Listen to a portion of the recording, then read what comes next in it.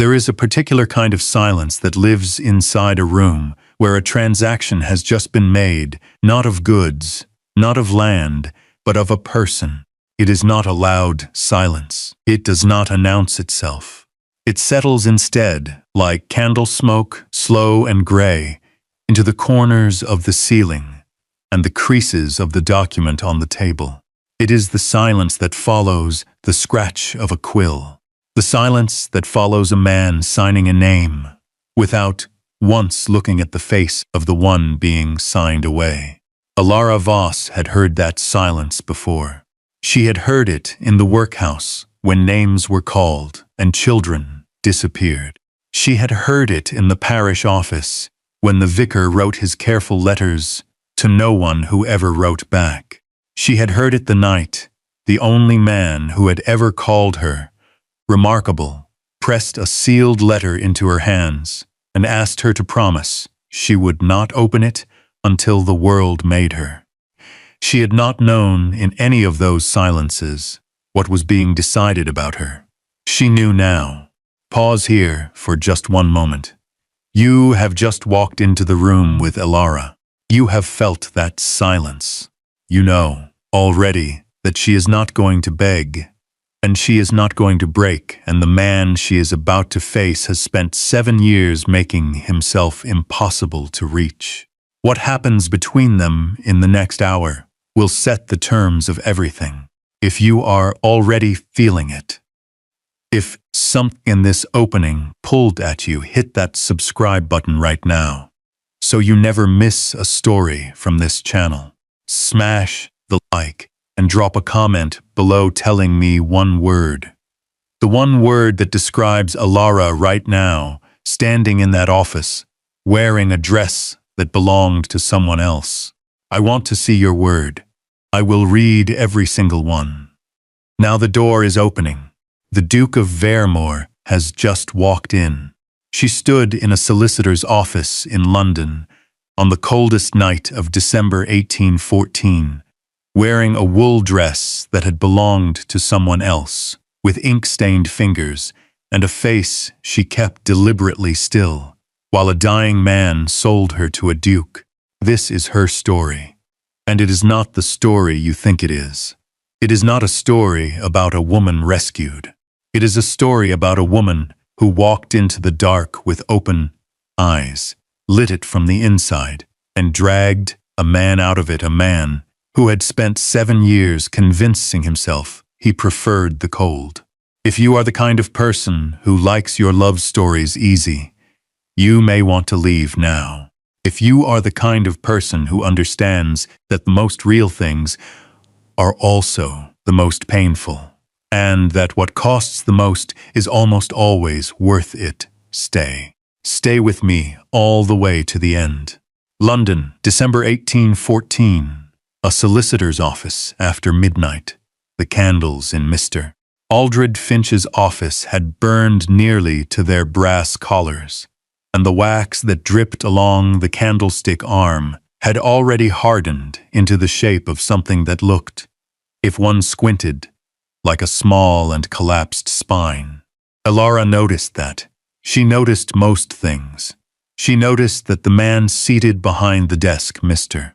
Finch himself, a wiry, colorless individual who smelled perpetually of damp wool and stale port, had not offered her a chair. She noticed that the fire on the left wall had been built low on purpose, the kind of deliberate economy that told her exactly how her presence in this room was valued. She noticed the ledger open before him, the columns of figures, and third from the bottom on the left page, a sum written in red that she recognized as belonging to a name she knew.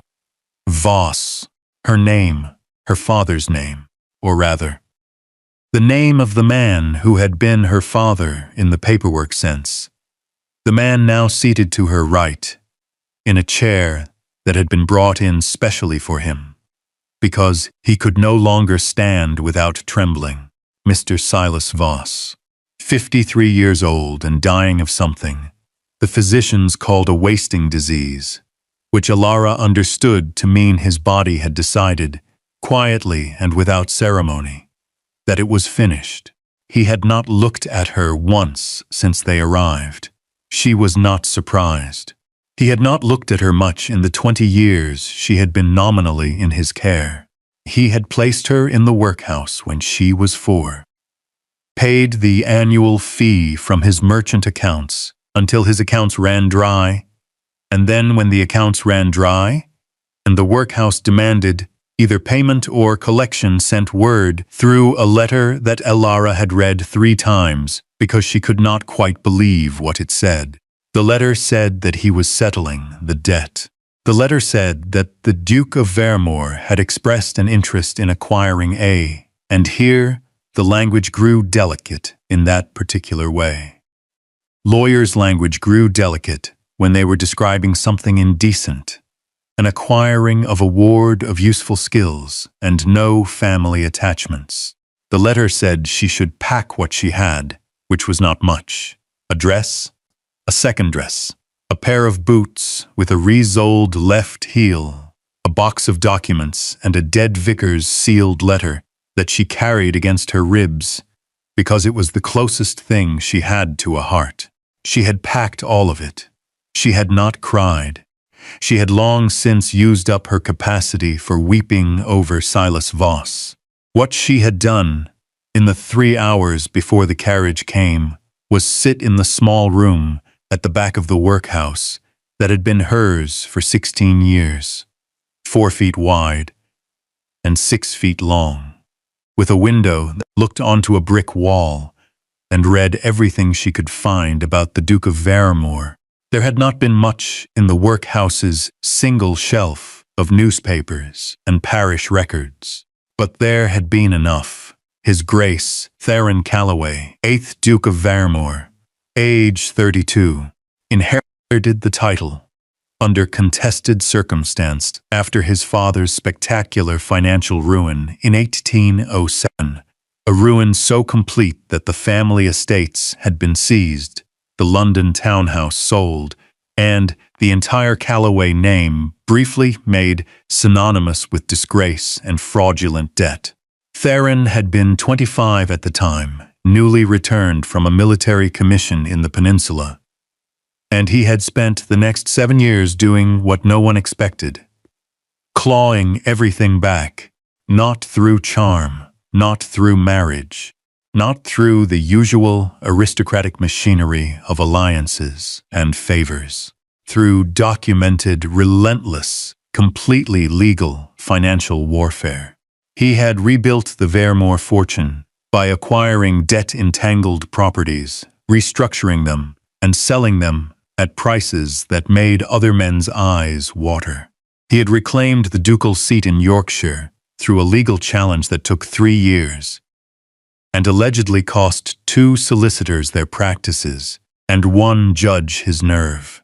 He had, according to a single article, Elara found wedged between a shipping report and a church notice, refused every invitation to London society since his return to power, was not known to attend balls or assemblies, had no discernible interest in taking a wife, and had once been described in a whispered conversation she overheard between 2 workhouse matrons as the kind of man whose eyes made you feel you were being assessed for inventory. They called him the Moor's Wolf, a name he had neither claimed nor rejected. Elara had read all of this, folded the newspapers back onto the shelf, and thought, well, at least he will be honest about what this is. That thought had carried her through the carriage ride, through the smell of London at midnight coal smoke and river damp, and the particular sour sweetness of a city that never entirely slept, and into this small, cold office where she now stood with her hands folded before her and her face entirely composed, while a dying man sold her to someone who had not yet arrived. Mr. Finch cleared his throat. His Grace is customarily prompt, he offered, in a tone that suggested he found the current unpunctuality personally offensive.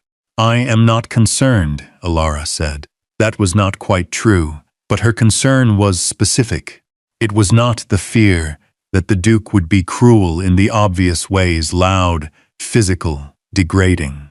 Cruelty of that kind she understood and had learned to navigate, the way one learned to navigate a room with broken floorboards. By memorizing where not to step.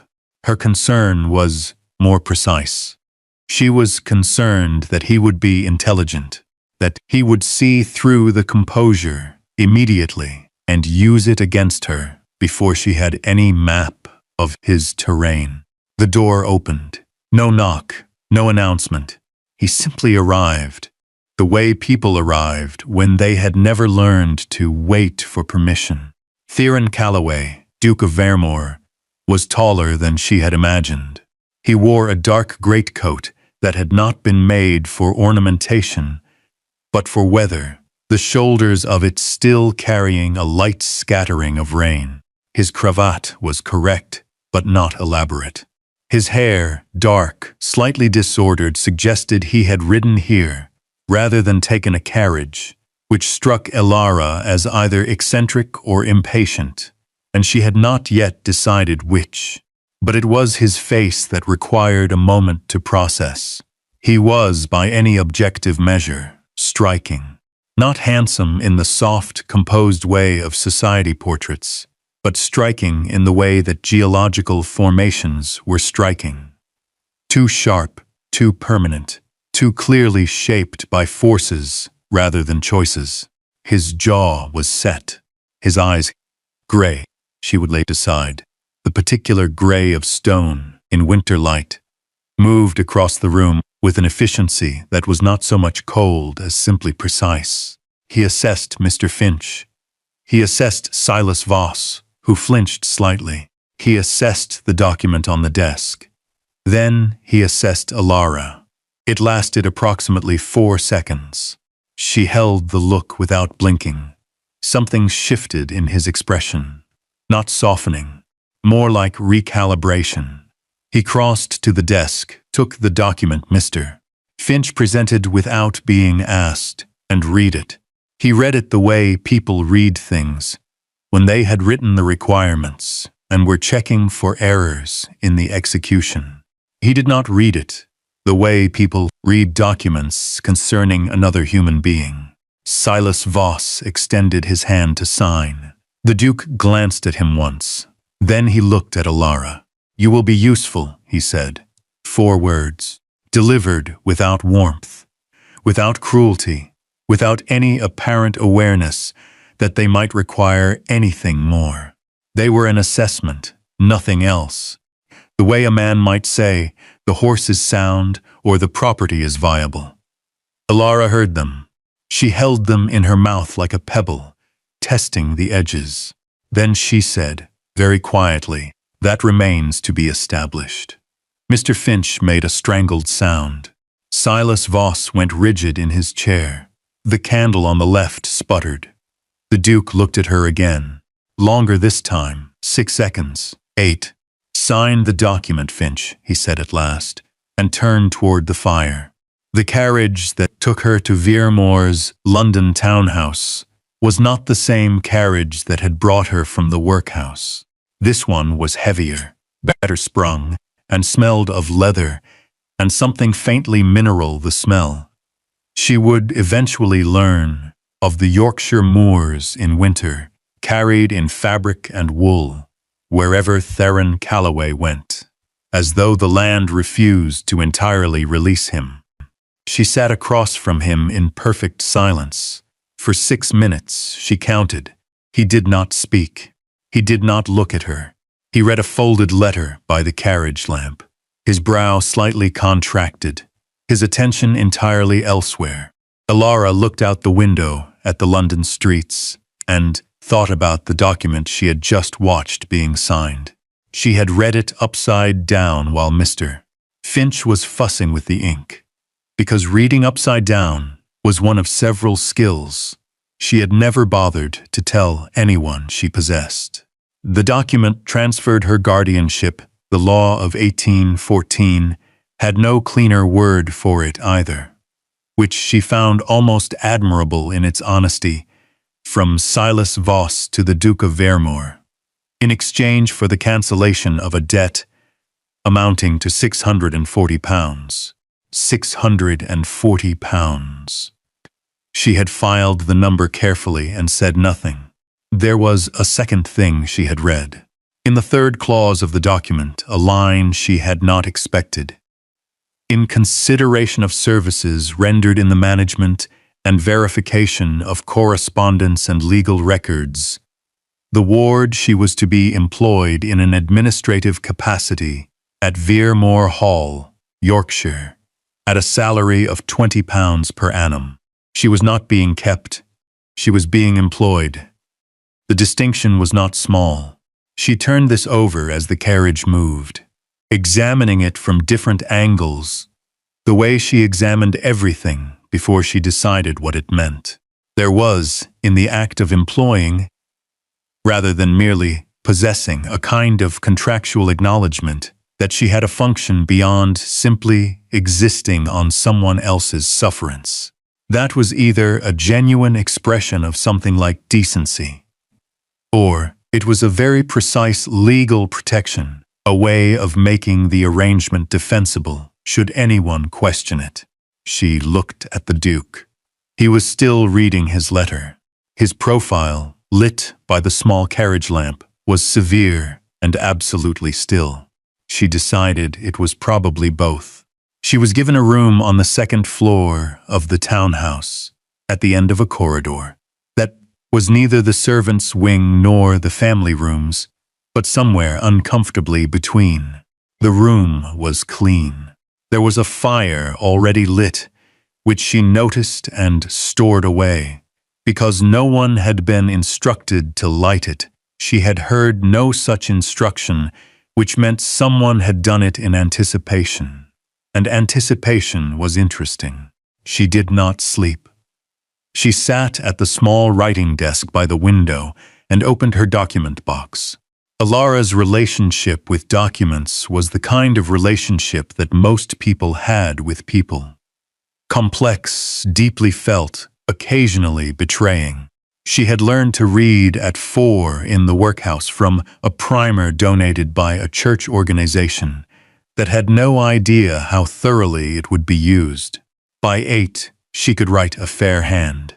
By 12, working in the workhouse's administrative office, because she was quicker than anyone else at sorting correspondence, she had begun to notice something. She could look at a piece of handwriting for 20 minutes and then reproduce it with near-perfect accuracy. Not copy it, not trace it, reproduce it. Letter by letter, spacing by spacing, the particular pressure of a nib, the angle of an ascender, the way a specific writer formed their letter R slightly differently from convention. The vicar, the Reverend George Hartley, had discovered this when he was testing her on a penmanship exercise, and she had inadvertently reproduced his own handwriting instead of the copy model. He had stared at the page for a long time. Then he had said, with a care she had not expected, "Ilara, I am going to tell you something important. This gift is extraordinary, and extraordinary gifts in the hands of people who have no power have a way of attracting the wrong attention. You must be very careful who you show this to." She had been careful. She had used it exactly twice in her years at the workhouse. Once to write a letter of reference for a woman wrongly discharged, and once to copy a parish record that had been deliberately altered to deny a child his inheritance. Both times she had done it because the alternative was watching something unjust go unchallenged. Both times she had done it without being detected. She sat now at the desk in the Duke of Vermoor's townhouse and spread the contents of her box before her. There was the sealed letter from Reverend Hartley. She set it aside. She had not opened it. She would not open it until the world made her, as he had asked. There was her own copy of the debt contract, which she had quietly made while Mr. Finch was attending to the ink. Not from the original. She had not touched the original. From memory. She had a near-perfect recall of text she had read, even upside down. She read it again now, right side up, more slowly. In the fourth clause, which she had not had time to read in full. In the office, there was a line. She read it 3 times to be certain she was reading it correctly. The line referred to a prior arrangement, a separate document, predated to 1793, regarding the custody and placement of a female infant of uncertain parentage, the infant identified in the attached schedule as bearing the maternal name of one H. Voss H. Voss, Silas Voss's wife. Alara's mother, who, she had been told from the age she could ask, had died the night she was born. Her mother's name was in the contract. Not as a deceased person, not as a historical footnote, as a party to an earlier arrangement, an arrangement that had been predated to 20 years ago, that had apparently created an obligation that this current contract was, in some measure, settling. Alara sat very still. Outside, London made its midnight sounds. A cart on the cobbles, a watch calling the hour, rain beginning again on the glass. Her mother's name was in the contract, and somewhere in this house, a man was sleeping who had signed it and said nothing. Vermore Hall, Yorkshire's January 1815. They left London 3 days later, before the city had properly woken to the new year. The journey north took 2 days by carriage, 2 days of grey sky and frozen road, of villages growing smaller and further apart, of the landscape gradually shedding its managed, cultivated edges and becoming something rawer and older and less interested in human opinion. By the time the carriage turned off the last proper road and onto the track that led across the moor toward Vermore Hall, the sky was the color of pewter, and the wind had developed an opinion about everything. Alara had her face pressed to the glass. She had never left London in 20 years. She had not known the world could look like this. Treeless, rolling, enormous, the light moving across the heather in long, slow sweeps, as though the sky were breathing. There was a beauty to it that was almost painful. The way things were beautiful when they didn't care at all whether you found them so. Vermore Hall announced itself from a distance. It sat on a rise above the moor, a long stone-built structure of evident antiquity. 3 stories, many windows, chimneys, enough to suggest both wealth and cold climate, and the particular quality of a building that had absorbed centuries of weather and simply become harder for it. No softness about it. No decorative aspiration in the architecture. Just stone and weight and permanence. She thought, this is where he makes sense. She understood, looking at it, why London society found him difficult. A man shaped by a place like this, rebuilt from a ruin the way this building had clearly been rebuilt. At some point the left wing was newer. The stone not quite matching would not wear the drawing room easily. He would not be made for candlelight and clever conversation. He would be made for endurance. She did not say any of this. She said nothing at all for the entire journey, and neither did he. Mrs. Dove met them at the door. She was the kind of woman who became more significant the longer you were in her presence. Small, perhaps 60, with white hair coiled severely under a cap and eyes that were the pale amber of old sherry. She greeted the Duke with the familiarity of long employment. Your Grace, the North Corridor is still drafty. I've told James about the window, and she greeted Alara with the careful assessment of a woman who was deciding something important and taking her time about it. Miss Voss, she said. Mrs. Dove, Alara replied. Something passed between them, not warmth exactly, more like the recognition of two people who were both in different ways paying very close attention to the same house. I'll show you to your rooms, Mrs. Dove said, and led her inside. The rooms were on the first floor, not the attic. They were not luxurious.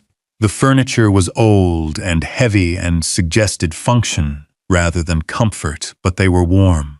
And they had a view of the eastern moor that made Alara stand at the window for 3 minutes before she remembered to take off her coat.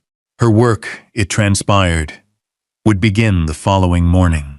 A footman delivered a message from the Duke's study that evening. She was to report to the house steward's office at 9 o'clock to review the household correspondence files. She went at 8:45. The correspondence files were, in a word, catastrophic. 16 months of paper, imperfectly organized, with a filing system that seemed to have been devised by someone with a strong dislike of alphabetical order. There were letters from solicitors, from tenants, from business associates in Edinburgh and Manchester and London, from 3 separate parliamentary offices, and at the bottom of one box, wrapped in oilskin, a bundle of letters, in a handwriting she did not recognize, tied with a red cord, and without any identifying label. She did not open those. She noted them, set them to one side, and began. By the time the house steward, a mild-mannered man named Edward, arrived at 9 o'clock, she had reorganized 2 of the 6 boxes and drafted a summary sheet of outstanding correspondence requiring urgent reply. He stared at it. "You've done 3 hours of work in one," he said, not quite critically. "I find disorder uncomfortable," she said. "Where would you like me to start on the correspondence drafts?" The Duke appeared in the doorway at 11. He looked at the reorganized boxes. He looked at the summary sheet. He picked it up, read it. She watched his eyes move, set it down. "The letter from the Harlow land agents," he said. "What was your assessment?" She had assessed it. She had assessed everything. "They are overcharging for the East Pasture survey. The figure they've quoted is consistent with a London survey rate, not a Yorkshire one.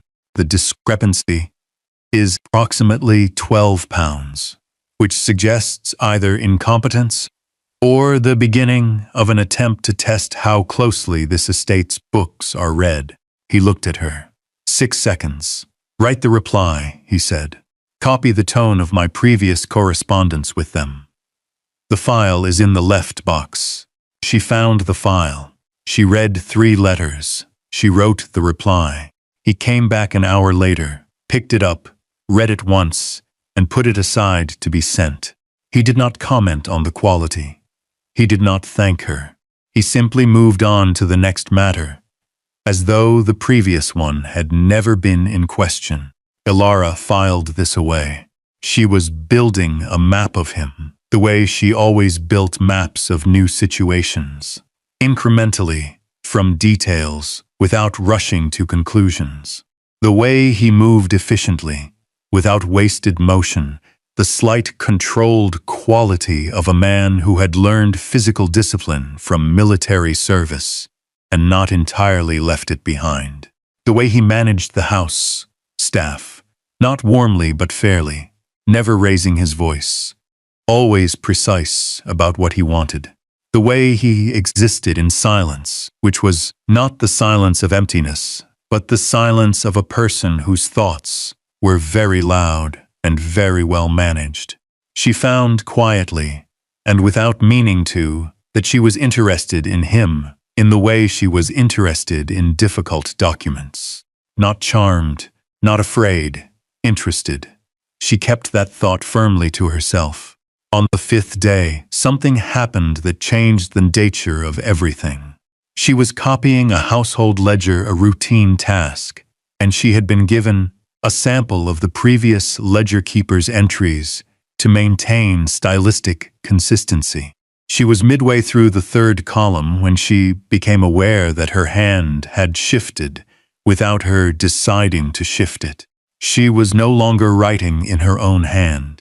She was writing in the previous ledger keeper's hand, matching his slightly backward slant, his looped G, his particular way of connecting the letters in the word received. She stopped. She looked at the page. Then she looked at the sample. They were identical. She had not been trying. It had simply happened, the way breathing simply happened. Her hand had absorbed the pattern and reproduced it without being instructed. She was sitting with this, deciding quickly what to do about it, when she became aware that the Duke was standing in the doorway. He had come without sound, which she was beginning to suspect was a habit rather than an accident. He was looking at the ledger, then at the sample, then at the ledger. He said nothing. She met his gaze directly. "I can explain. I did not ask you to," he said, and walked away. That evening, a different kind of fire was burning in the small study where he worked after dinner. And she heard because the house was old, and its walls carried sound in unexpected directions. Him having a conversation with Edward, that she was not meant to hear but heard clearly. "The girl's hand," the Duke said. "Who trained her?" "She says she trained herself, Your Grace." A pause. "She trained herself to replicate handwriting with that precision, so she says." Another pause. "Find out if she can reproduce anything more complex than ledger entries." She heard this and thought, he noticed, and he has not said anything because he is deciding what it means. She was doing exactly the same about him. The nights at Vermore Hall had their own quality that the days did not. In the day, there was the work, the practical machinery of a large estate that kept everyone in defined motion.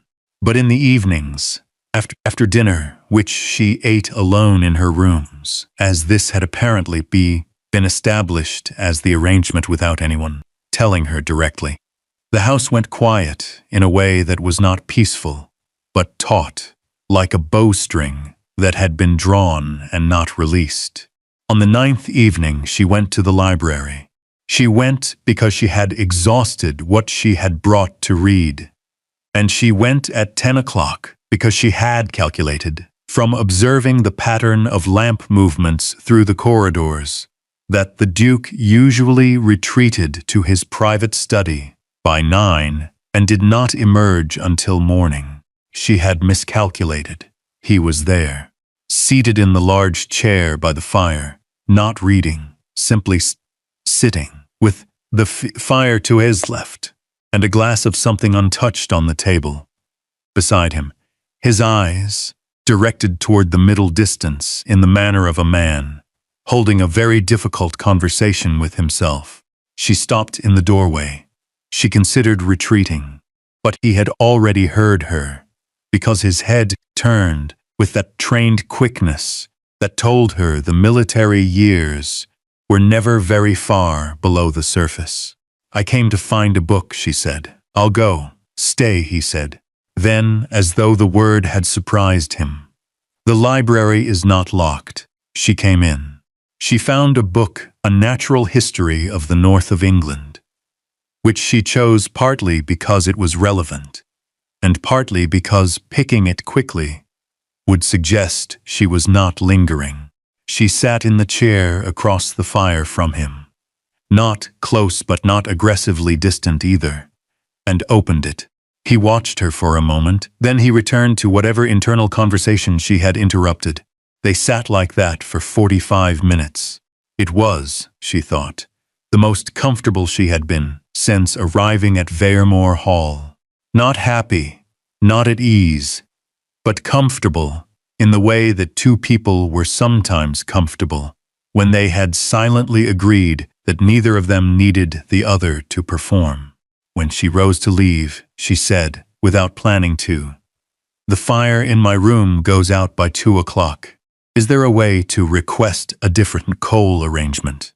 He did not look up from where he had, somewhere in the 45 minutes, picked up a document and begun reading it. Tell Mrs. Dove. I did. She said the coal ration was set by estate protocol. Then the protocol is wrong. He made a note on the document's margin. It will be adjusted tomorrow. She left. She did not say thank you, because it had not been an act of kindness. It had been an act of correctness. He managed his estate efficiently, and a cold-roomed employee was an inefficiency. But she filed it alongside the book left outside her door on the third day. And the fire lit in anticipation on the first night, and the window that had apparently been mentioned to James about the North Corridor draft, and she thought, he pays attention to whether people are cold. He just does not want anyone to know he does. 3 weeks into January, the Duke summoned her to his study. It was the first time she had been in this room, which was different from the library, in the way that a working kitchen was different from a dining room. Both were for sustenance, but one was where the actual labor happened. Documents covered the desk in a controlled spread. Maps on the walls, estate maps, land registry maps, one that appeared to show the full extent of the Vermore holdings across 4 counties. And on the desk, between 2 candlesticks, a single document in a leather folder. He gestured to the chair across the desk. She sat. I have a problem, he said, which she appreciated for its directness. He opened the folder. This is a deed of transfer, my deed. It concerns a property in the East Riding that I purchased legally 18 months ago. The purchase is documented, witnessed, and recorded with the appropriate offices. Last month, I became aware that someone had filed an altered version of this deed with the county land registry.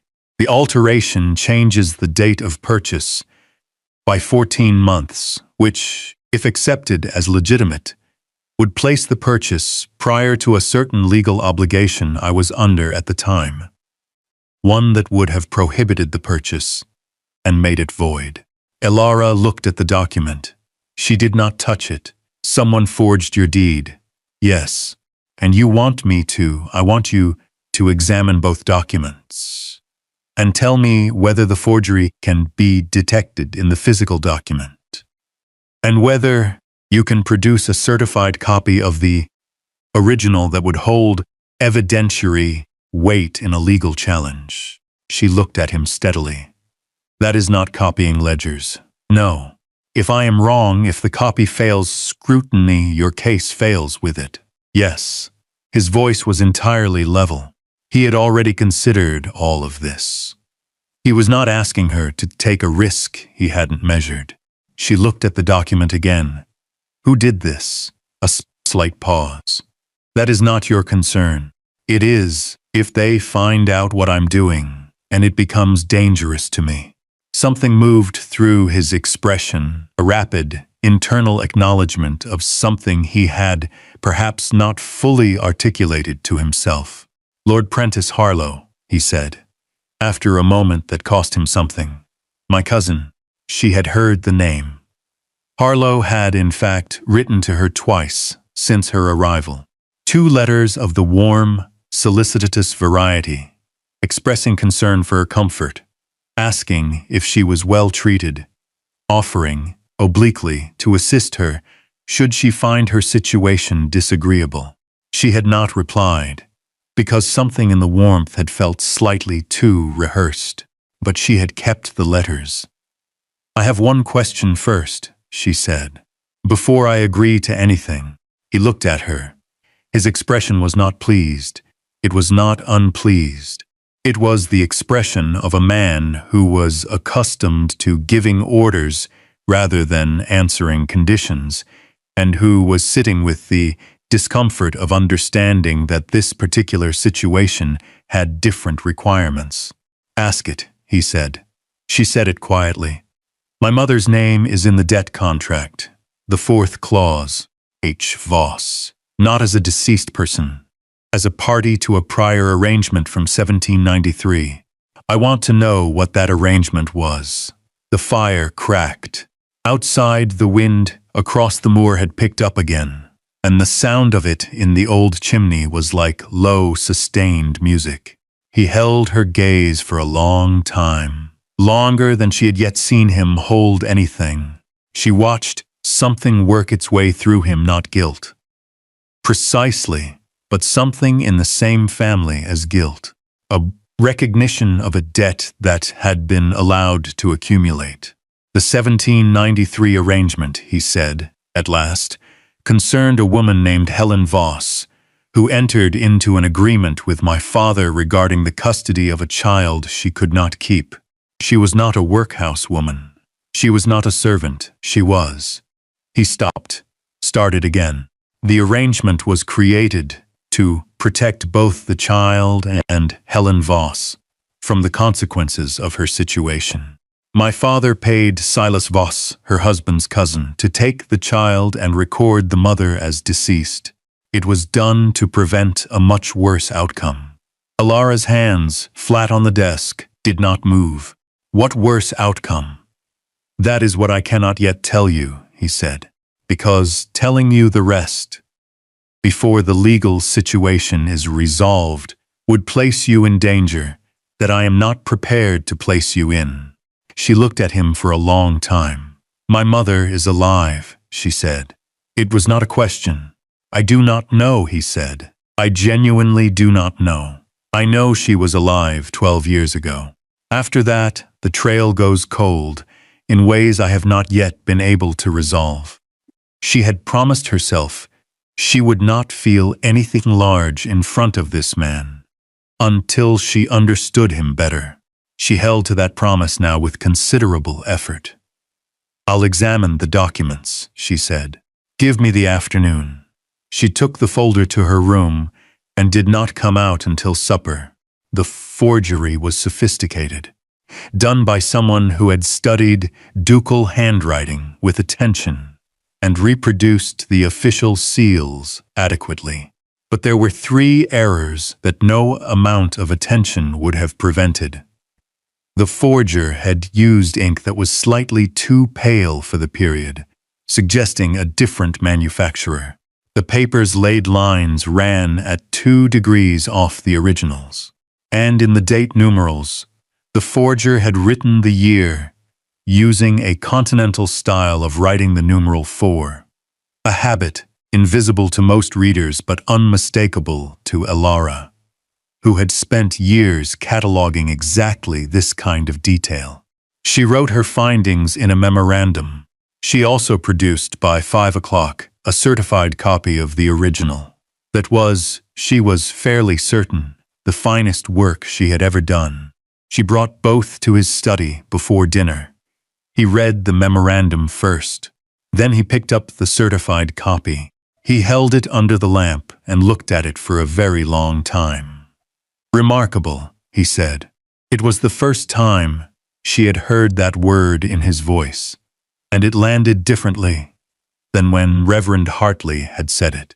Not with warmth, but with the weight of someone who valued precision above nearly everything, and had just encountered its limit. She said nothing. She picked up the memorandum and went to leave. Miss Voss, she stopped. The letters from Harlow, he said, without turning around. I know he wrote to you. Don't reply. She turned and looked at his back. May I ask why? He turned then, and his expression was the most complicated she had yet seen on him. Because Prentice Harlow has been writing to you since the week after your arrival. He did not know your address until someone provided it. The only people who knew your address were myself, Mrs. Dove, and the solicitor who arranged the original transaction. She understood, in one clean motion, what he was saying. The debt transaction, she said slowly. That arrangement. He arranged it. Prentice Harlow. He arranged it, the Duke said, and told my solicitor he was acting with my authorization. He was not. I found out 3 days after you arrived. I have been trying to determine his full purpose since then. The letters took on a different quality in her memory now. The warmth, the sympathy, the oblique offer to help her, should she find her situation disagreeable. Not concern, reconnaissance. He is not trying to help me, she said. No, Theron said. He is trying to control what you know, and what you might do with it. She stood in his study doorway in the yellow lamplight, absorbing this, feeling the floor shift underneath the careful architecture she had been building about. Who was dangerous here, and who was merely difficult? I wasn't going to reply, she said. I know, he said. I wanted you to know why. She left, and in the corridor, with her memorandum under her arm and the cold of the stones coming up through her shoes, she acknowledged privately, firmly, without any particular pleasure, that this man was not what she had expected. Not warmer, not kinder, but more complicated than she had given herself permission to see. February arrived on the moors the way it always arrived, without apology and with a great deal of wind. The storm that descended on Vermore Hall in the second week of February was the kind that the older estate workers, when they consented to discuss the weather, called a proper one, which meant it closed the roads, froze the outside pump, sent 3 roof slates into the east garden, and made the idea of anyone being anywhere other than directly beside a fire a theoretical rather than a practical position. The staff were sent to the servants' wing. Edward dealt with the estate communications by candlelight. Mrs. Dove appeared at intervals to manage the fire situation with the serenity of a woman who had survived 30 years of Yorkshire winters and found them personally unremarkable. Elara was in the library when the storm fully closed in, because she was almost always in the library. In the evenings now they had not formally agreed to this, but the Duke was almost always there also, and they had developed, over 6 weeks, an unspoken vocabulary of shared silence. He worked, she read.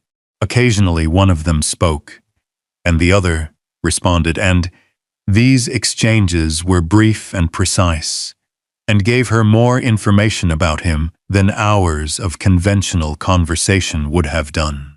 The last lamp in the corridor died at 8 o'clock when a draught took it. They were alone in the library with the fire and 2 candles and approximately 7,000 books, and there was no one else in this part of the house.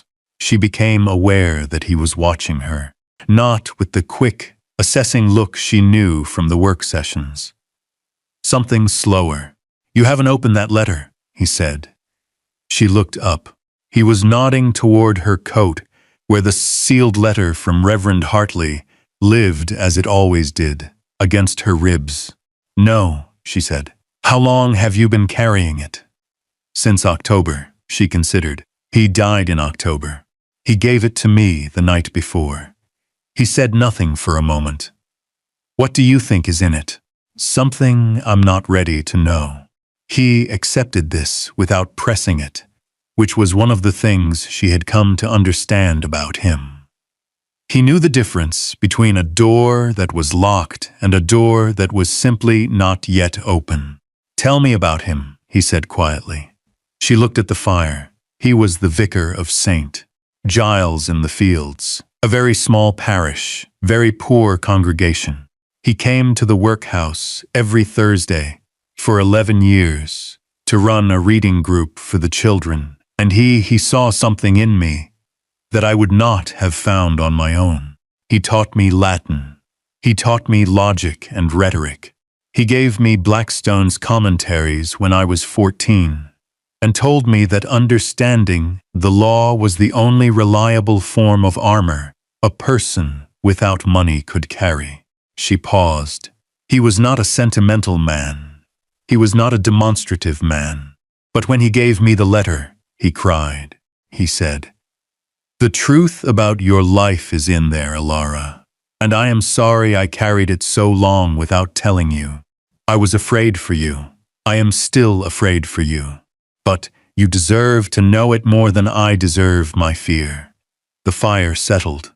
The storm pressed against the windows, with a sound like something large and patient asking to come in. He sounds, Theron said carefully, like a good man. He was the only person in my life before now who treated me as though my mind was worth something, she said. And then, because that sentence had accidentally included the words before now, she moved on quickly. What about your family? You never speak of them. Something crossed his face, an old wound covered by professional scar tissue. My mother died when I was 12. My father was. He stopped. Then, in the flat economical tone he used for things that had been processed and filed, and were not going to be allowed to be reopened. My father was a brilliant man who understood ambition and not much else. He built the Virmore fortune into something genuinely significant, and then dismantled it through a series of decisions that were individually rational and collectively catastrophic. When it collapsed, it took 3 other families down with it. 40 tenants lost their livelihoods. He died 9 months later, not of grief, I think, of the particular humiliation of a man who has never failed in his life and does not know how to survive it. Alara looked at him. And you spent 7 years rebuilding it. I spent 7 years undoing his damage. That is not the same thing. What is the difference? He was quiet for a moment. When you rebuild, you create. When you undo damage, you are still defined by the original break. You spend 7 years thinking about what was wrong, rather than what could be right. It makes you. He stopped again. Cold, she said gently. He looked at her sharply, but not with anger, with something more unguarded than anger. The look of a person who has heard an accurate word and has not yet decided whether to be grateful or defensive. I was going to say precise, he said. Those are not the same thing either, she replied. A long silence. The fire had burned lower. She reached forward and added a piece of wood from the basket, because it needed doing. And neither of them was the kind of person who waited for someone else to do a thing that needed doing. He watched her do it. You are very difficult to intimidate, he said. Yes, she agreed. Does that come naturally, or did you learn it? She considered this seriously. I think it came from having nothing to lose for a very long time. When you have nothing, threats do not have much purchase. What changes, and here she surprised herself, because she had not planned to say this. What changes is when you start to have something, when there is something you actually want to keep. That is when fear comes back. He was looking at her with that careful, unrevealing attention she had come to know. What do you want to keep? He said. The question sat between them, plain and enormous, in the firelight of the February storm. She looked at him. She thought, this strange, cold, carefully constructed man who leaves fires burning and books on doorsteps and can sit in silence with another person, as though silence is a language worth speaking. This impossible situation that has become, against every reasonable prediction, something she wakes up each morning not dreading. She said none of that. I have not decided yet, she said quietly. He looked at her for a long time. Then he turned back to the fire, and something in his expression was deliberately resettled, a thing taken out, examined and returned to its shelf before any conclusions could be drawn. Get some sleep, he said. The roads will reopen by Thursday, and I need the Harlow Land Survey reviewed before the week is out. She went to bed. She lay awake for a long time. In the morning he was at breakfast earlier than usual, already deep in correspondence, and the brief, warm thing that had almost existed the night before was gone so completely that she might have doubted it, except that she noticed he had left a cup of tea on her side of the table, already poured, already the right temperature before she arrived. She sat down and drank it, and said nothing. And he, across the table, read his letters and said nothing. But she saw him watching her drink the tea, and she saw the thing he refused to call what it was, alive in his eyes for one unguarded second before he looked away. Lady Cecily Ashworth arrived at Vermore Hall on a Thursday in late February, and she arrived the way beautiful, dangerous people often arrived, without adequate warning, in a very good carriage, with a smile that communicated both warmth and threat simultaneously, and a sealed document inside her traveling case that she had every intention of using. Alara had heard of Lady Cecily through Mrs. Dove, who had mentioned her with the precision of someone who had learned to be accurate rather than editorial. His Grace's intended, or so London society has it, though His Grace has not, to my knowledge, agreed to anything in writing. Lady Cecily was the daughter of the Earl of Ashworth, which placed her exactly at the intersection of family prestige and strategic usefulness that a rebuilding duke would find useful if he were the sort of duke who made decisions about his personal life the same way he made decisions about property acquisitions. She was, upon meeting, everything Alara had imagined and slightly more. Tall, pale, dressed in deep blue, that was both correct and striking, with the particular self-possession of a woman who has been told her whole life that rooms are arranged for her benefit and has come to believe it naturally, rather than arrogantly. She assessed Alara in approximately 3 seconds, and then, having apparently filed the assessment, gave her a smile of exquisite politeness. "You must be Miss Voss," she said. "I have heard so much." From whom, Alara thought, and in what context? "Lady Cecily," she replied. "I'll let His Grace know you've arrived." She let His Grace know. His expression on hearing the name was not unwelcoming, but it was not warm either. It was the expression of a man receiving information that will require management. Alara returned to her work. Cecily stayed 3 days. During those 3 days, she was impeccably gracious to the household, animated and charming at dinner, and precisely surgically interested in Alara's role in the house, asking questions that were politely framed and carefully pointed, like beautifully wrapped gifts that turned out to contain something sharp. On the second evening, she came to Alara's room. Alara opened the door and waited. Cecily came in without being asked and sat in the chair by the window with the ease of someone who had decided on the terms of this conversation before arriving. She opened her traveling case and withdrew a document.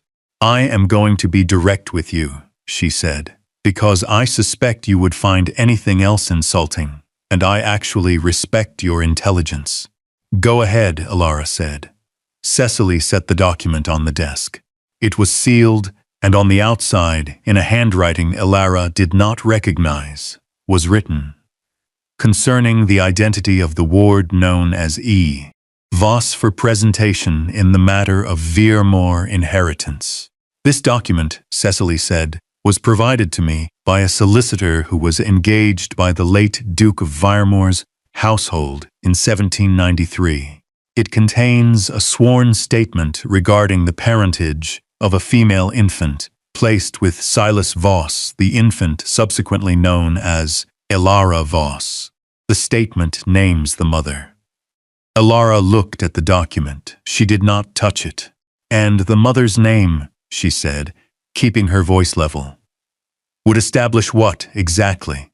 that your mother was not a workhouse woman, not a servant, not a poor relation.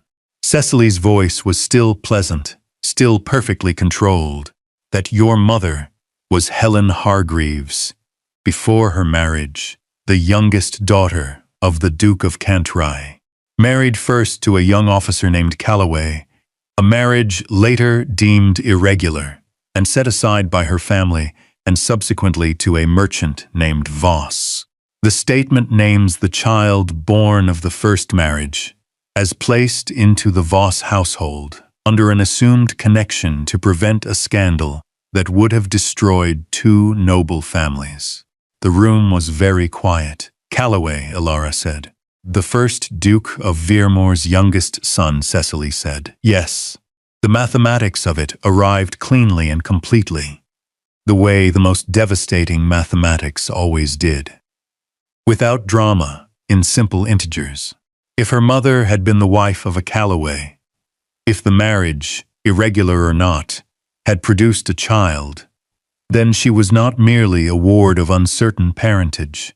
She was a blood relation to the Veremore title. Not the same bloodline as Theron, not his sister, not his cousin, but entangled in the genealogy in ways that a sufficiently motivated lawyer could use to contest the dukedom's current holder in a line of inheritance challenge. You are saying, Elara said carefully, that this document could be used to threaten the Duke of Veremore's title. I am saying, Cecily replied, that this document, presented correctly, would create a legal challenge that would take years to resolve, during which time the estate would be in question, the title in doubt, and the man currently holding it significantly weakened. She smiled.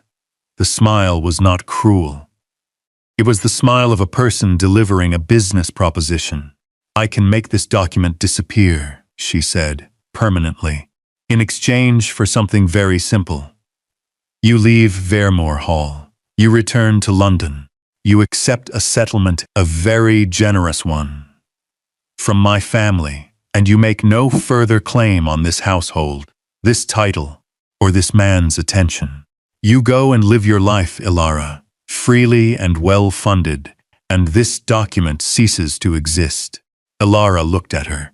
And if I decline, she said, then the document finds its way to the appropriate legal parties. Cecily said, still pleasantly, and whatever you have built here, whatever you believe you have built here, comes apart. She left the document on the desk and stood. You have 3 days, she said. I'll be in London. You know how to reach me. She left. The door closed. The room was very still. Elara sat for a long time with the sealed document in front of her, and the sealed letter from Reverend Hartley against her ribs, and the weight of everything she now understood settling through her, like cold water through stone. Her mother's name, Helen. Elara Helen Voss. Her mother had been a duke's daughter-in-law. Her mother had been a woman whose marriage had been unmade by her family to prevent a scandal, whose child had been placed away, whose existence had been expunged from the record as thoroughly as possible, and who had apparently survived all of that long enough for Elara to have been alive for 20 years without knowing any of it. She looked at the vicar's letter. Not yet, she thought. Not quite yet. First, she had work to do. She opened the document. She read it once, carefully, thoroughly, the way she read everything that mattered. Not just for content, but for pattern, for construction, for the particular architecture of the language, which told you as much about the document's purpose as its literal content. Then she sat back and thought for a very long time. The key detail was in the 6th line of the sworn statement. A description of the child's parentage that, if read in one way, established a blood connection to the Veremore title through the irregular first marriage. If read in another way, if one word were changed, a single descriptive word, that established the legitimacy of the union. It established nothing more than a distant and legally irrelevant family connection. One word. The difference between the document that could destroy Theron and the document that could not was a single word in the 6th line. She thought about what she was considering. She thought about it from every angle she could access. She was considering committing a crime, a serious one. Document forgery was a criminal offense under the law of England. If discovered, she would be prosecuted, very possibly transported, certainly ruined. She was considering doing this for a man who had purchased her, who had kept secrets from her about her own history, who had been cold and difficult and controlled, and had never once, in 3 months of proximity, used the word she was increasingly certain described what existed between them. She was considering doing it because the alternative was to let it be used to destroy him.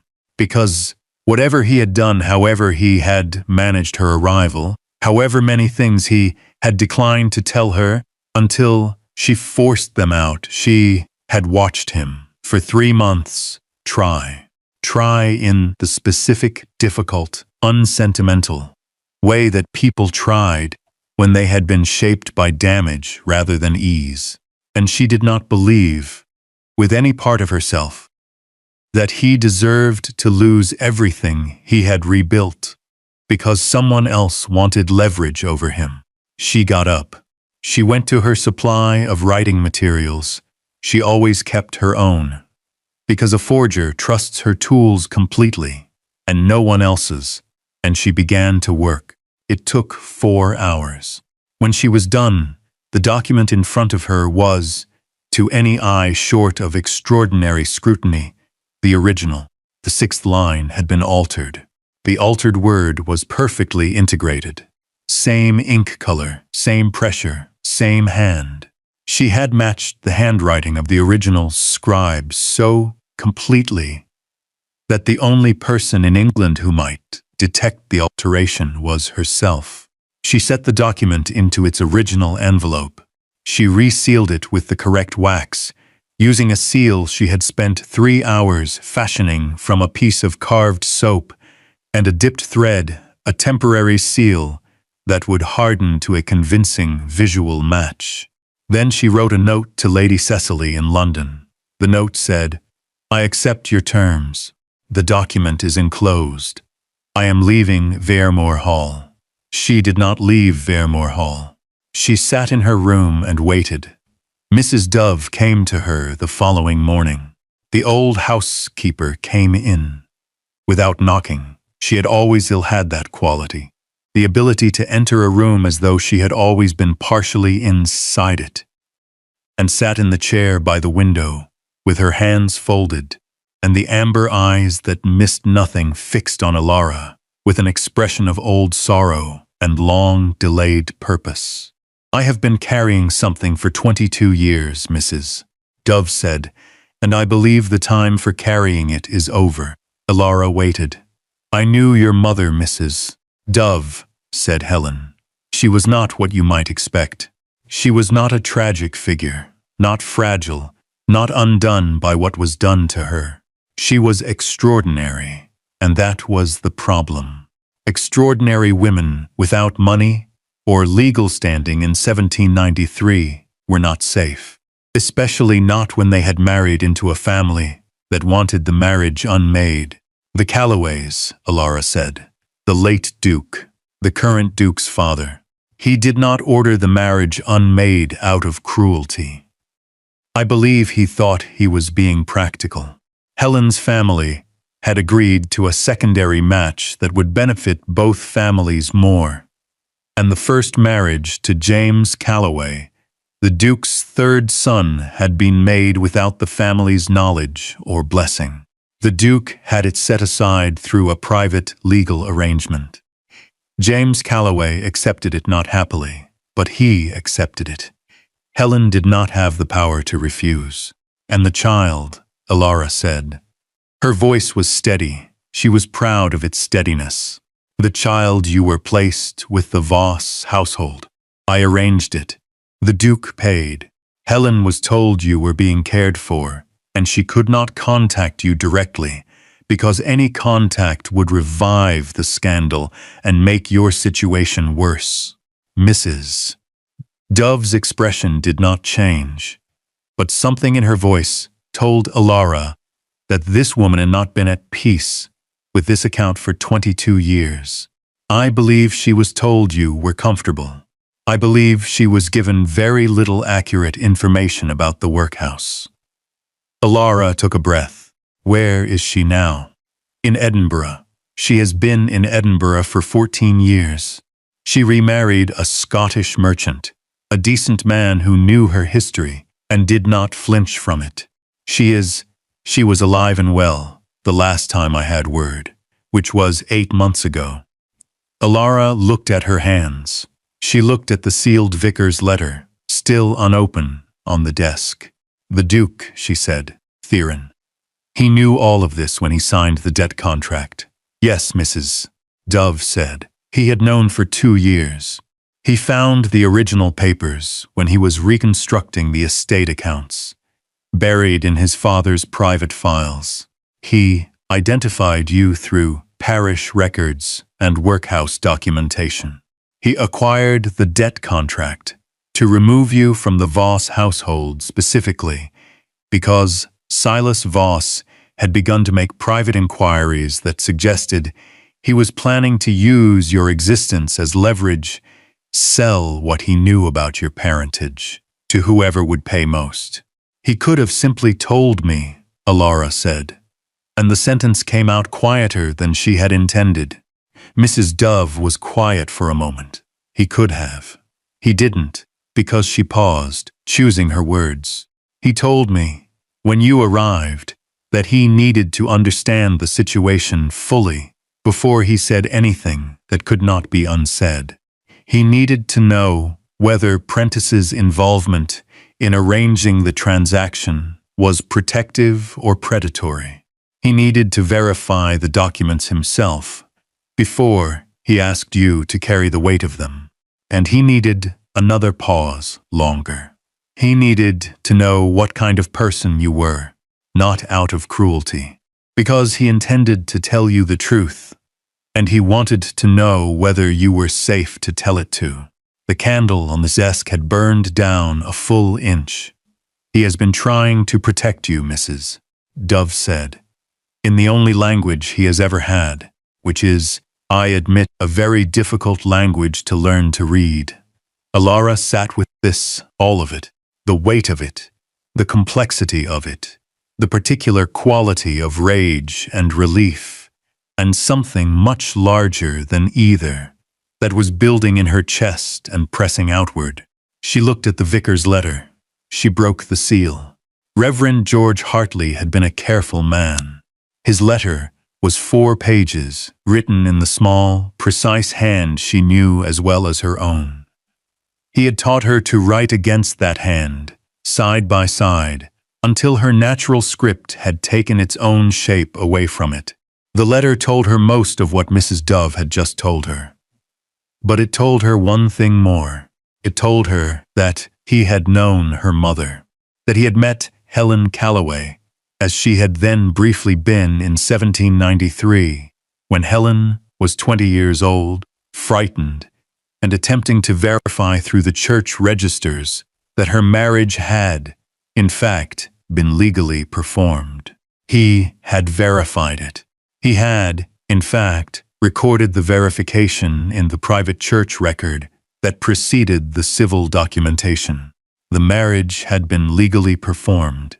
Whatever the late Duke had arranged, whatever private agreements had been reached, the marriage record existed, which meant the irregular first marriage of James Calloway and Helen Hargreaves was, in ecclesiastical record, a valid marriage, which meant that the child of that marriage, Alara, was not merely a blood relation to the Vermore family through a suppressed connection. She was a legitimate heir of the Calloway name. Alara set the letter down. She sat in the quiet of the room, with the fire and the moor outside, and 20 years of unknowing behind her, and she let herself feel it. The vertigo of being remade by information, of watching the entire architecture of your identity shift on its foundations and settle into a completely different shape. She was not nothing. She had never been nothing. She had been hidden. There was a difference that was, in this moment, both enormous and absolutely secondary to a more immediate problem. She had sent Cecily Ashworth a forged document and a letter saying she was leaving. She had done neither. She had, approximately 2 days before the forgery was detected, if Cecily showed it to a good enough lawyer, or before Cecily assumed she had failed to leave and decided to escalate. She needed to talk to Theron. She found him in the study. Of course, she found him in the study she could not recall. In 3 months at Veermore Hall, a single evening, when he had not been in the study, managing the machinery of an empire that never entirely rested. He looked up when she came in. She closed the door. She set the vicar's letter on his desk. "Read from the last page," she said. He read. She watched his face, which told her eventually. After several seconds of very controlled processing, everything she needed to know. He had not known about the vicar's record. He had not known the marriage had been verified. She watched the information arrive in him and reconfigure something. He looked up. Where did this come from? A man who carried it for 22 years because he was afraid for me. He was right to be afraid. She sat in the chair across the desk. I know about my mother. I know about the 1793 arrangement. Mrs. Dove told me this morning. And I know she held his gaze, that you knew who I was when you signed the debt contract. He held her gaze back. Yes, you were protecting me. Slight pause. I was trying to. In the only language you have, she said. Something moved through his expression. Not surprise. More like the recognition of a word heard for the first time that one has needed for a long time. You had no right to keep my history from me, she said. It was not an accusation. It was a fact. She meant it to be both. I would have carried it. I carried difficult things. You have had 3 months to observe that. You should have told me. You're right, he said. Not defensively, not with qualification. 2 words, direct and unadorned. She blinked. She had not expected that. I should have told you, he said again. I managed it, the way I manage everything, by controlling the information until I was certain of the situation. It is not a good instinct when applied to a person. I know that. I knew it when I did it. His jaw was set. I am not going to tell you it was the right decision. It was the only decision I knew how to make. She looked at him for a moment. Lady Cecily came to me 2 days ago, she said. She had a document establishing my parentage. She offered to bury it in exchange for me leaving Veermore Hall. His expression went entirely still. Cecily had had past tense. I altered the critical line and sent her the altered version along with a letter saying I was leaving. She paused. I am not leaving, but she believes I am, and she believes the document is the original. It will hold for 2 days, possibly 3, before she shows it to someone sufficiently expert. Theron looked at her. He looked at her the way he had looked at the certified copy of his deed all those weeks ago, but with something much larger underneath it. You forged a document to protect my title, he said. I committed a crime for a man who was keeping secrets from me, she said. I am aware of the imbalance. I would appreciate you acknowledging it. Ilara, the document is forged and it will not hold indefinitely. We need to move faster than Cecily does.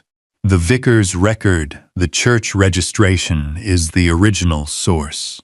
It supersedes the private legal arrangement the late Duke made. Because private agreements cannot unmake ecclesiastical records under English law.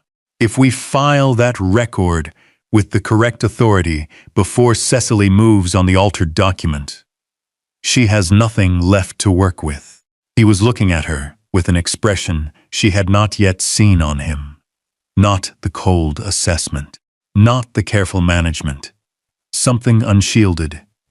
"You thought all of this through," he said. "I think everything through," she said. "That is not the point. The point is that I need you to tell me whether you trust me enough to act on this together. Not as your employee, not as your ward, as someone who has an equal stake in what happens next." Because she stopped, because this title is your whole life's work. But this history is mine, and I will not have either of them dismantled by a woman with a carriage and a strategy. He stood. He stood the way she had seen stand in moments of decision, not theatrically, but with the gathering quality of a man who has resolved something internally and is now enacting it. He came around the desk. "Together," he said, "on equal terms. I will contact my legal representative in London today." "There is one more thing," she said. "Prentice Harlow. He arranged the debt transaction you said he claimed to be protecting me. Was he? A beat. He was trying to control you. He knew about your parentage. Before I did, he found the information through a different route. He arranged your placement at Veermore because he believed he could use your potential claim to the Calloway name as leverage against me if I ever became too powerful for his comfort. Your well-being was, I believe, incidental to his calculation rather than its purpose. And the forged deed of transfer that put you to all that trouble a month ago, that was him. That was him." She nodded. "Then we deal with him at the same time." He looked at her for a long time. In the lamplight of the study, with the moor outside and the house quiet around them, the careful distance between them felt very thin. Suddenly, not gone, not yet, but thin, and she could see through it to what was on the other side, and it was not frightening. It was enormous and uncertain and absolutely worth the cost. "Elora," he said, and for the first time he used her name, without prefacing it with Miss, without the professional buffer of the formal address. Just her name, said quietly, in a voice that made it sound like something he had been holding for a long time and was carefully setting down. "I know," she said. "I haven't said anything." "I know," she said again, a long silence. Then, very precisely as though he had rehearsed it but still found the execution difficult. "I am not good at this. Whatever this is, I am aware that I have managed this poorly. The distance, the cold. It is not, it has never been indifference," she said gently. He stopped. He looked at her. "No," he said, "not indifference." She stepped forward. She put her hand against his face the way she had wanted to since the night of the storm. When he had looked at the fire and told her about his father, and the particular grief of a man who has spent 7 years defined by someone else's failure. He went very still. Then his hand came up and covered hers. They stood like that for a moment. Just that. "The legal matter first," she said quietly. "Yes," he said. His voice was rough at the edges. "The legal matter first." She dropped her hand. She picked up the vicar's letter. "I'll need the names of your London contacts. I'll give them to you tonight." She moved to go. At the door, she stopped. "For what it is worth," she said. "The language you speak, the fires lit, the books left, the coal ration adjusted, the tea already poured, I learned to read it." Eventually, she left before he could answer. But she heard behind her, very softly, the sound of a man laughing, a real laugh. Not the social kind, not the practiced kind, but the surprised, startled, reluctant kind that came from a person who had forgotten they were capable of it. It was, she thought, a very good sound. The London Assembly Ball. The legal proceedings moved with a speed that impressed even Elara, who had high standards for efficiency. The vicar's church register was located, verified, and submitted to the appropriate ecclesiastical and civil authorities within 6 days of their conversation. The matter of the forged deed of transfer was submitted to the magistrate's office 2 days after that, along with Elara's memorandum of analysis and the certified copy, and the evidence pointing to Lord Prentice Harlow as the party responsible. Prentice Harlow, confronted by a constable and a legal summons, did what cornered men of charm and limited conviction generally did. He cooperated.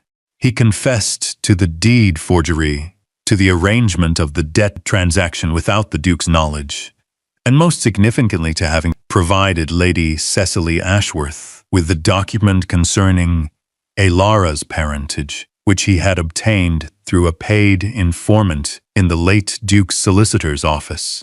He claimed, with decreasing persuasiveness as the questioning continued, that he had arranged everything with Elara's best interests at heart. The magistrate was not moved.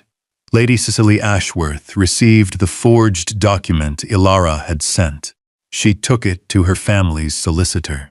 The solicitor examined it for 40 minutes and told her, with professional regret, that the critical line had been altered.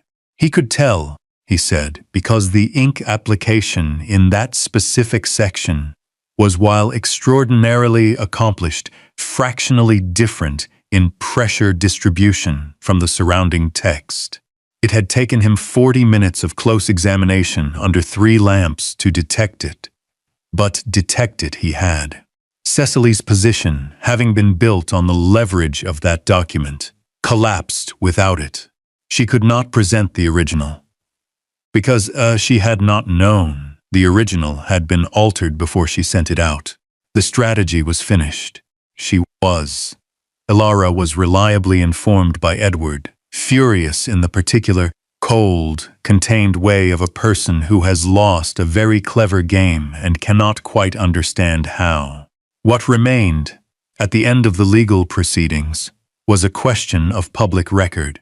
Elara's parentage, her connection to the Calloway name, through the verified church registration, was now a matter of formal documentation. This was not a thing that could be quietly managed. In London society, where information moved like flame through dry paper, it had already begun to move, and Lord Hargreaves, the Earl of Cantray, Elara's maternal grandfather, now 73, who had spent 2 decades benefiting from the quiet suppression of his daughter, Helen's first marriage, had been reached by letter, and had responded, through his solicitors, with the particular combination of outrage, legal threat, and private capitulation that characterized men of his type. Publicly resistant, privately terrified. The question was not whether the truth would come out. It was already out. The question was who would control how it came out. The Marquess of Aldbourne's annual Spring Assembly Ball in London was the largest gathering of relevant society that the calendar offered in March 1815. 300 guests, every significant family, everyone who mattered to the legal, social, and political architecture of the world that Theron Calloway had spent 7 years rebuilding his place in. The plan, which Elara developed, and Theron reviewed and adjusted, and ultimately agreed to, with the particular expression of a man who is doing something that costs him significantly, and has decided it is worth it, was simple. She would attend the ball as herself, not as Miss Voss, ward and employee, not in any concealed or managed capacity, as Elara Calloway, which, by the verified church register, was her correct name, and she would do so publicly. on the arm of the Duke of Vermore, and the assembled society of England could do with that information whatever it chose. The night of the ball, she stood before the looking-glass in the London townhouse in a gown the color of pale winter sky, and thought about the girl who had stood in a solicitor's office 4 months ago, wearing a second-hand dress, watching a dying man sign her away. Mrs. Dove, who had come south for this specifically, appeared in the doorway. "Well," she said, in her precise, undemonstrative way, "your mother would be—" She stopped. Then, with an effort that was visible, "Your mother would be proud. I intend to write to her tonight with the news." Ilara turned. "I would like to write with you," she said. "If you will help me, Mrs." Dove's eyes, which were not given to wetness, were very bright. "Yes," she said. "I think that can be arranged." He was waiting at the bottom of the stairs. He was not in his usual working attire. He wore evening clothes with the slightly reluctant elegance of a man who knew how to dress for a room and considered it a minor inconvenience. He had combed his hair, which she noted because it was not always a given. He was standing without the controlled stillness she was used to. There was something in his posture, something that took her a moment to identify, that she eventually recognized as nerves. She had not, in 4 months, seen Theron Calloway nervous. She came down the stairs. He looked at her, in the way he had looked at her only a few times, with the guard down, with the calculations suspended, with just the direct, unmanaged truth of what he thought. "You look," he began, and stopped, in the same place he always stopped, when the sentence ran into a feeling he wasn't practiced at voicing. "Don't stop there," she said. "You always stop there." He held out his hand. "Come on," he said. "Let's go cause a proper scandal." She laughed. Genuine, surprised, entirely unguarded, she took his hand. The assembly room was everything it was supposed to be. Enormous, golden, with candlelight, heavy with the smell of beeswax and perfume, and the specific tension of 300 people performing for one another in their best clothes. Crystal caught the light. Silk rustled. Powder and elaborate arrangement decorated every head in the room. The moment they entered, it began, not loudly. This was not a room that expressed itself loudly that would be common. It expressed itself in the particular modulation of sound that Ilara had learned to read. The slight drop in nearby conversation, the reorientation of attention, the angle of bodies shifting to see without appearing to see. They knew who she was. News had traveled ahead. She held Theron's arm and kept her head exactly where it belonged. Level, forward, unashamed.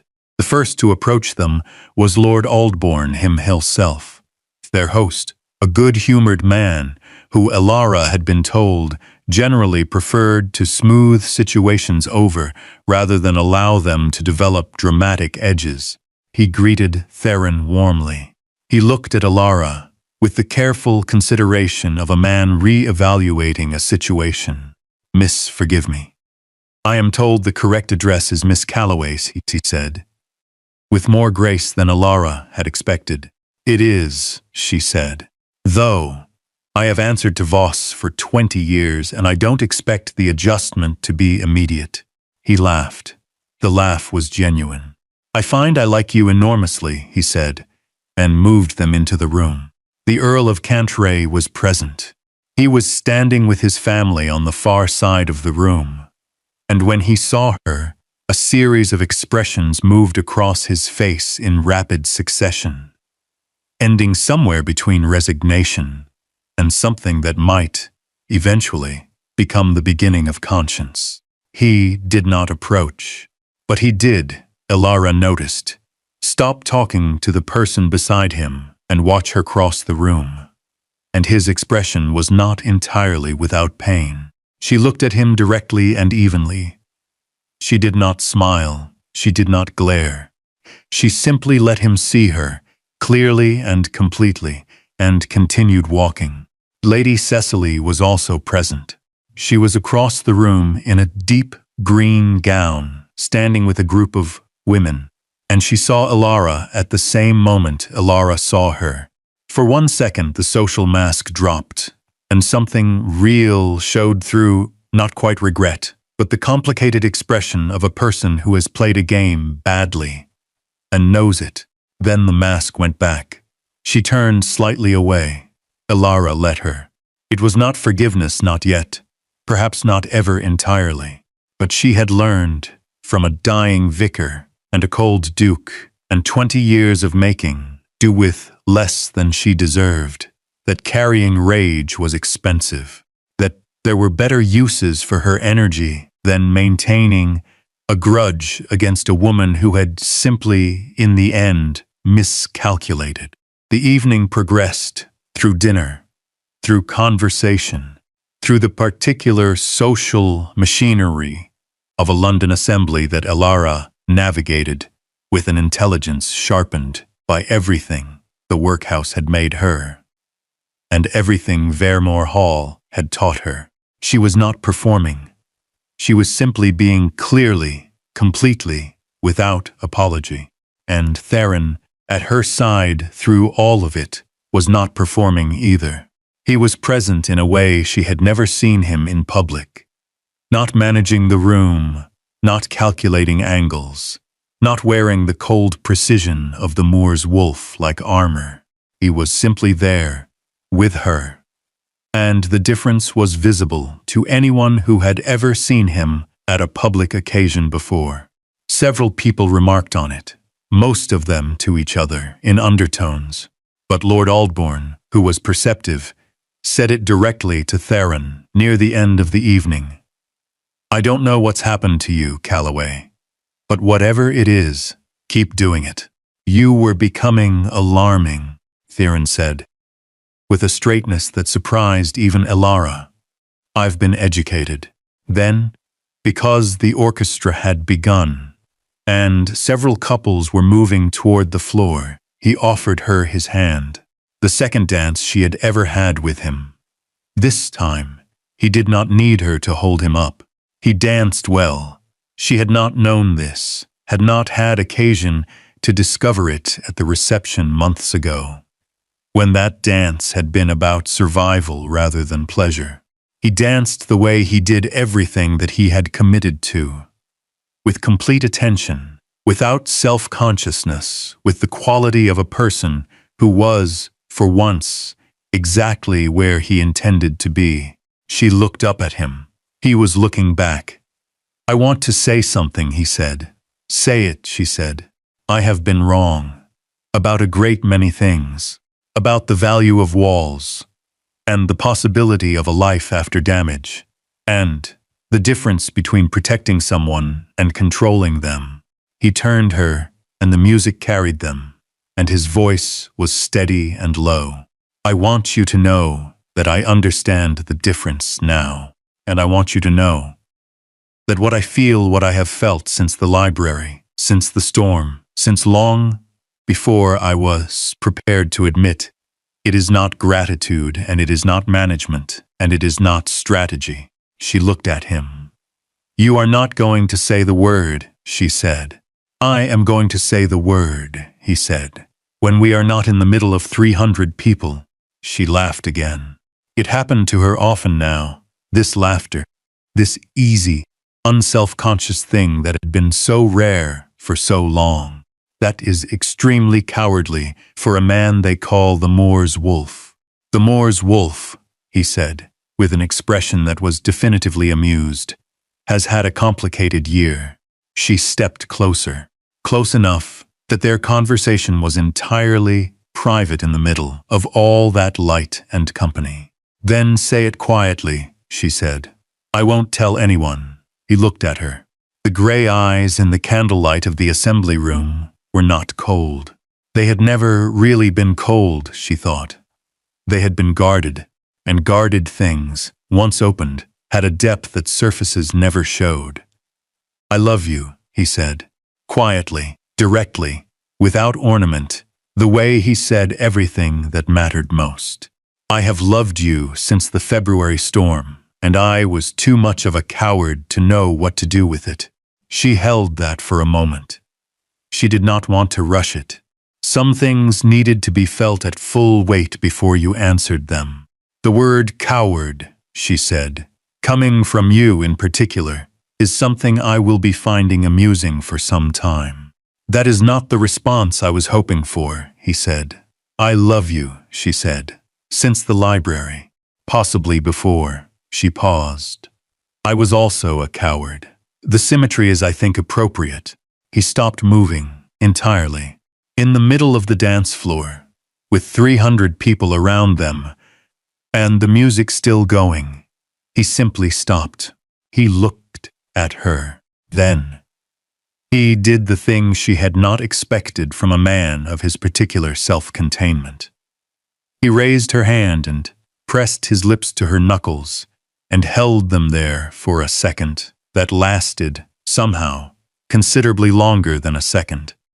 The room noticed. The room, being what it was, talked about nothing else for a fortnight. Neither of them cared at all.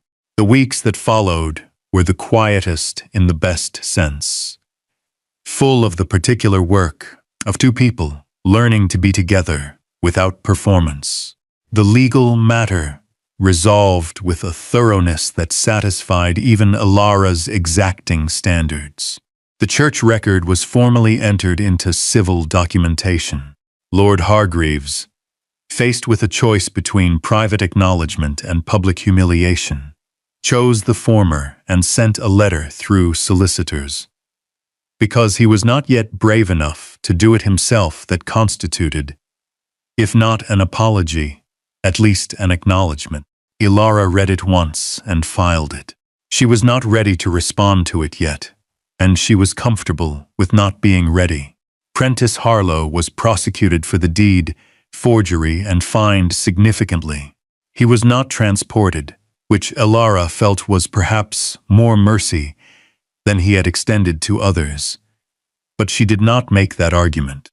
He left London subsequently, which she understood was, for a man of his particular social dependencies, a considerable consequence, and Helen, her mother, wrote back.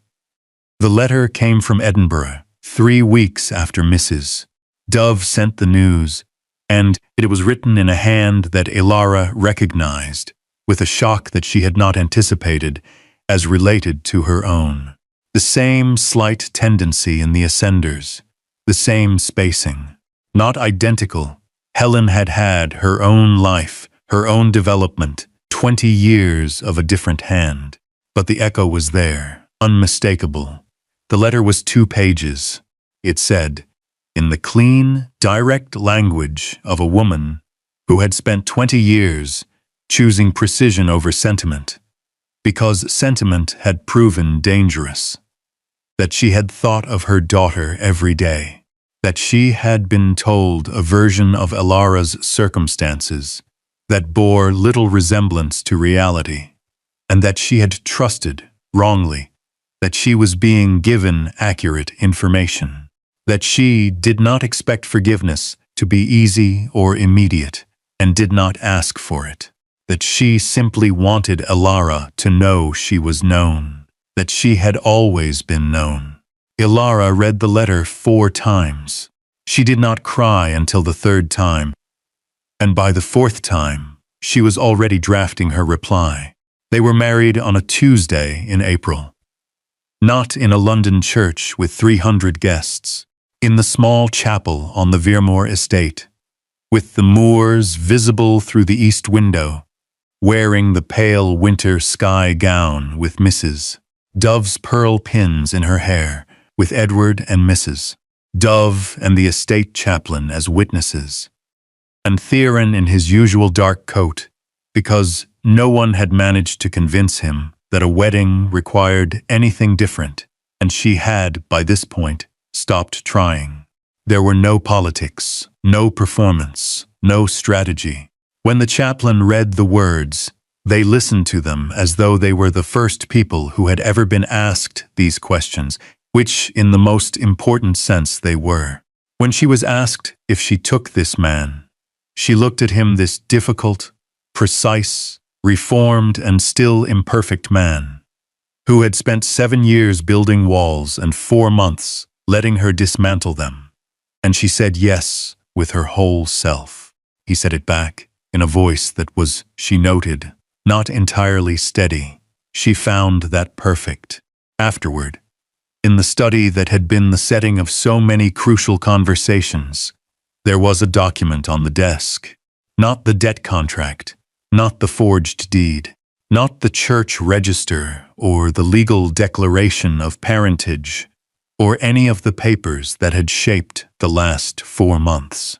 A marriage certificate. Clean, correctly dated, properly witnessed. 2 lines for signatures. She picked up the pen. She signed first. The scratch of the quill in the quiet room was the same sound the candle had cast in light on the night she arrived. Small, certain, and carrying everything. He signed beside her name. His signature, which she had studied in a dozen documents and could have reproduced perfectly, but which she had never needed to reproduce because she had the original. She set the pen down. Outside, the moors were coming into their spring color. The heather not yet bloomed, but the grass already brightening. The sky enormous and pale and absolutely unconcerned with the smallness of human arrangements below it. She looked at their names side by side on the certificate, and she thought about the girl in the solicitor's office, wearing a second-hand dress, holding a letter she wasn't ready to open, watching a dying man sign her future away. She thought, "You made it, and it is not what you expected. It is better. What are you thinking?" Theron asked. Beside her, she looked at him. "That remarkable things can grow out of desperate circumstances," she said, "if the people involved are willing to do the work." He considered this with the seriousness he gave to things that mattered. "Is that the lesson?" "One of them," she said. He put his arm around her, and they stood by the window together while the moors received the morning light, and the certificate on the desk dried quietly to its permanent record. There is an educational note worth sounding here before we close, because this story carries one. Philara Voss Ilara Calloway survived 20 years in a workhouse, not only because she was clever, but because she had been given, by one dedicated man with limited resources, the gift of literacy, logical thinking, and the understanding that knowledge is the most democratic form of power that exists. Reverend Hartley could not give her money. He could not give her name or position. What he gave her was the ability to read the world accurately, to understand the law as it applied to her, and to know her own mind well enough to use both. The single most reliable protection against the kind of injustice Ilara experienced. Women, children, the poor treated as instruments of others' convenience has always been, in any era, education. Not as a luxury, not as an aspiration, as armor, as the vicar said. Understanding the law is the only reliable form of armor a person without money can carry. That is as true in 2025 as it was in 1815. The other lesson is quieter, but no less important. People who have been shaped by damage, by grief, by ruin, by the particular cold of a life that asked too much too early, are not fixed. They are not beyond the reach of change. What Theron Calloway needed was not someone to rescue him. He needed someone to hold still long enough for him to see that safety was possible, to model, in the wordless language of daily presence, that existing as a full human being was not weakness, but the only genuine form of strength. We do not heal alone. We were never designed to.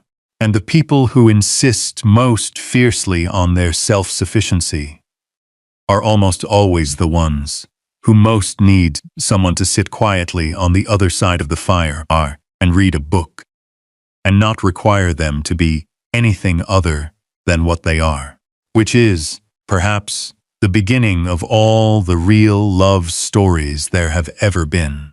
Stay with me for just one more moment before we close. Elara walked into a solicitor's office as a transaction. She left Veremore Hall as a duchess, a daughter, a writer, and the most dangerous thing a woman without power can become, a woman who understood exactly how the world worked and refused to be quiet about it. And Theron, the man they called the Moor's Wolf, the man who spent 7 years convincing himself he preferred the cold, left a cup of tea on her side of the table before she arrived. That is the whole love story, really. In one cup of tea. If this story stayed with you, if you are sitting with it right now, turning it over, I need you to do 3 things. First, hit that subscribe button right now. We pour everything we have into stories like this one, and your subscription is what makes the next one possible. Second, smash the like button. It tells the algorithm that this story is worth finding, and every person who finds it deserves to feel what you just felt. Third, and this is the one I care about most, drop a comment below. Tell me which moment broke you open. Was it the February storm? The cup of tea? The letter from the vicar? The last line? Tell me. I will read every comment. I want to know exactly where this story reached you. And tell me where in the world you are watching from tonight. Because this story has already crossed oceans. And I want to know how far.